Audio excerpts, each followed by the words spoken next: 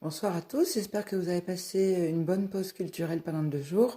Donc nous allons corriger les exercices que vous m'avez rendus vendredi et pour lesquels vous avez reçu votre copie. Donc les exercices n'étaient pas très compliqués, il y a eu encore quelques étourderies. Donc vous aviez une fonction définie par f de x égale 5x moins 12 et je vous demandais d'expliquer pourquoi c'est une fonction affine. Donc les fonctions affines, on se souvient qu'elles ont la forme ax plus b. Donc il est indispensable de bien retrouver ça dans la réponse. Donc elle est de la forme ax plus b et on va donner la valeur de a égale 5 puisque 5 est devant x. Et b égale moins 12, on n'oublie pas le moins parce que ça veut dire que b est négatif.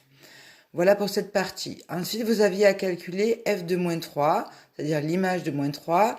Alors là, j'ai pas trouvé trop de soucis. Donc, on remplace x par moins 3. Donc, on écrit 5 fois moins 3 moins 12.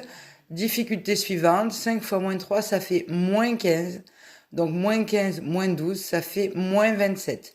Donc là, j'ai eu quelques problèmes. J'ai rencontré quelques copies avec des problèmes d'addition de relatifs. Donc ça, c'est à revoir. Donc f de moins 3 égale moins 27. Ensuite, je vous demandais l'antécédent de 4. Donc l'antécédent de 4, on pose 5x moins 12 égale 4. Et on retrouve 5x égale 4 plus 12. Attention, moins 12 passe de l'autre côté du égal, il devient plus 12. Alors que 4 ne bouge pas, il reste du même côté, il ne change pas de signe. Donc on avait 5x égale 16, c'est-à-dire 5x sur 5 égale 16 cinquièmes. 16 cinquièmes, si on le calcule, ça fait 3,2. C'est donc un décimal fini.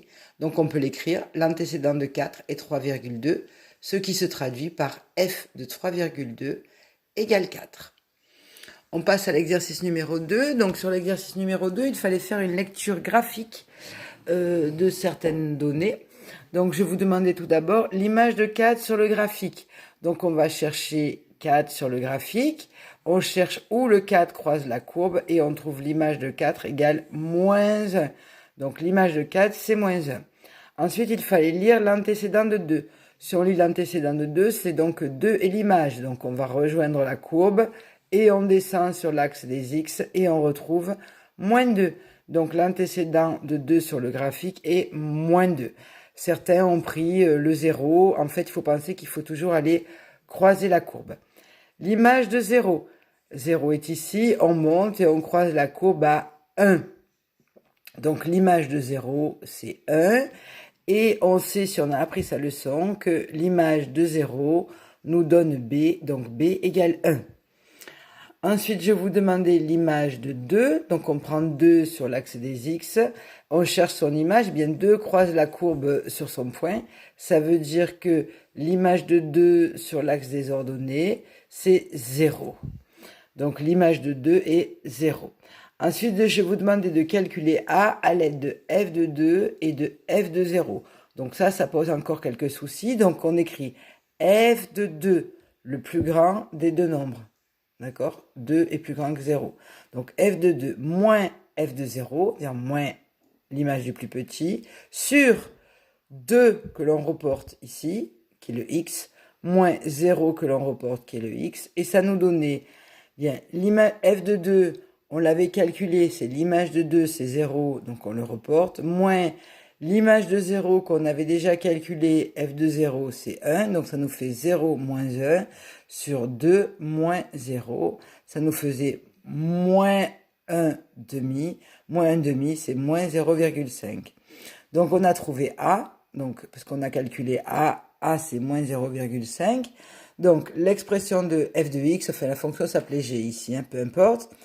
A égale moins 0,5, on vient de le calculer. B égale 1, on l'avait trouvé tout à l'heure ici.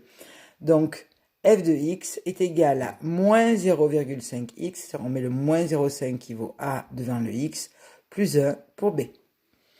Allez, exercice numéro 3, qui était pas très compliqué non plus. Donc, on avait un fleuriste qui proposait des bouquets de roses à 2 € la rose et un forfait obligatoire de 3 € qui comprenait présentation, emballage et carte. Un forfait, ça veut dire une seule fois. Donc, on cherche f de x, donc on paie 2 € fois le nombre de roses et on paie 3 €, c'est un forfait pour le reste. Donc f de x, c'est 2x, c'est-à-dire 2 euros fois le nombre de roses. Le nombre de roses, c'est x, puisqu'il fallait exprimer en fonction du nombre de roses, c'est-à-dire x, plus 3. Donc f de x égale 2x plus 3. Ensuite, je vous demande de justifier la valeur donnée à b. Donc la valeur de b est 3, car c'est un forfait. Quel que soit le nombre de roses, on paie toujours la même chose. Donc voilà, c'était pas très compliqué, c'est un exercice assez simple de type brevet. Voilà, je vous remercie. Si vous avez besoin, regardez une deuxième fois cette vidéo de correction et comparez-la avec votre copie. À bientôt.